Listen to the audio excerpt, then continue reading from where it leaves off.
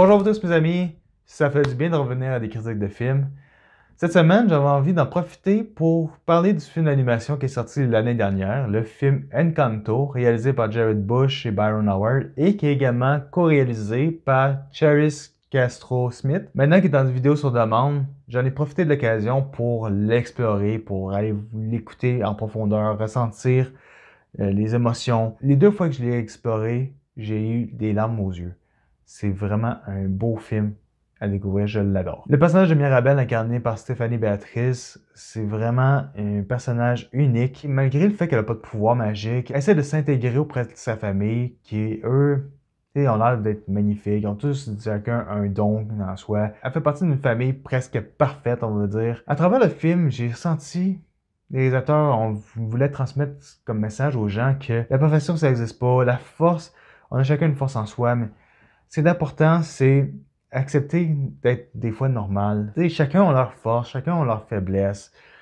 Et c'est important de s'accepter tel qu'on est. Et je trouve que les réalisateurs ont porté une touche de magie à ce film-là. La maison est vraiment magnifique. J'adore à quel point la maison est vivante, et il vient en aide à la famille quand ils ont besoin d'aide. Elle fait partie intégrante de cette famille magique. Le paysage de l'Encanto, c'est magnifique, c'est coloré, les maisons, les rues, juste les couleurs reflètent parfaitement la Colombie. Je suis pas habitué avec l'actrice Stéphanie Béatrice qui prête la voix à Mirabel. C'est une actrice qui a joué dans la série Brooklyn Nine-Nine. Dans la comédie, elle est vraiment formidable. Et les chansons qu'elle évoque. Ce fameux moment entre Antonio et Mirabel où est-ce que Antonio a son pouvoir et que toute la famille sont réunis pour une photo et qu'elle est mise à part. C'est un moment important pour le film parce que ça montre à quel point elle envie beaucoup sa famille, le fait qu'elle voudrait faire plus, elle voudrait être partie intégrante de la famille. On dirait que le fait qu'elle n'a reçu aucun don, on dirait que les membres de sa famille la rejettent,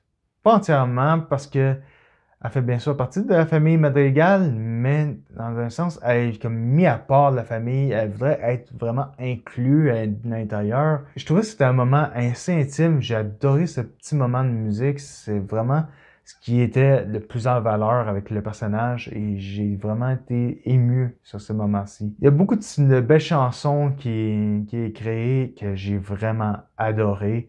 Surtout avec la chanson, bien sûr, qui est une très répétitive de We Don't Talk About Bruno. Je suis sûr que dans les palmarès des musiques, ça va être la musique qui est le plus entendue après Let It Go. Comme le personnage de Bruno, incarné par John Leguizamo, c'est un personnage qui a été mis à part à cause de ses nombreuses visions qu'il a eues dans le passé. Ça amenait le malheur à la famille. Je trouve que c'est un personnage que j'ai trouvé très drôle. Et John Leguizamo, c'est un acteur vraiment fantastique. C'est un acteur que j'ai beaucoup de respect parce qu'il a joué dans d'excellents films, entre autres Moulin Rouge, ou bien encore dans Roméo et Juliette, même encore dans John Wick. C'est lui qui réparait la voiture de John Wick. C'est vraiment un acteur formidable et dans le rôle de Bruno, je trouve que la voix qu'il porte, c'est vraiment excellent. Il est très drôle. C'est le genre de personnage bizarroïde qui se met à part de la famille alors que, tu sais, il a juste voulu faire le bien autour, avec ses visions. La première fois qu'on voit Bruno, on est tous terrorisés. Les gens veulent juste pas parler de Bruno à cause des malheurs qu'il a amenés auprès de la famille. Pourtant, c'est un personnage qui est attachant. J'ai vraiment adoré ce personnage-là, tout comme Mirabel.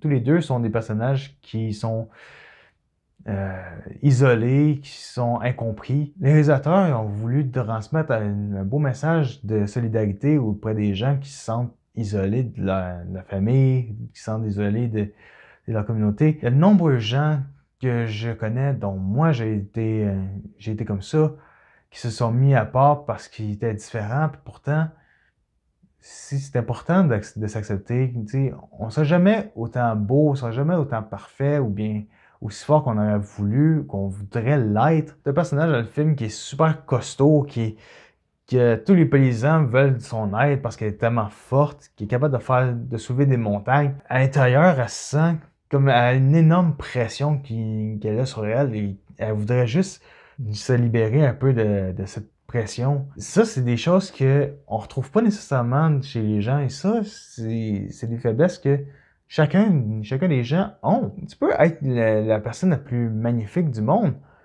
mais des fois, on dirait que cette espèce de pression énorme de la société que tu veux juste être accepté tel que tu es, avec tes différences, avec tes imperfections. C'est ça l'excellent message que le film m'a transmis et ça, j'ai vraiment adoré le film. Les chorégraphies sont vraiment belles, l'animation est sublime.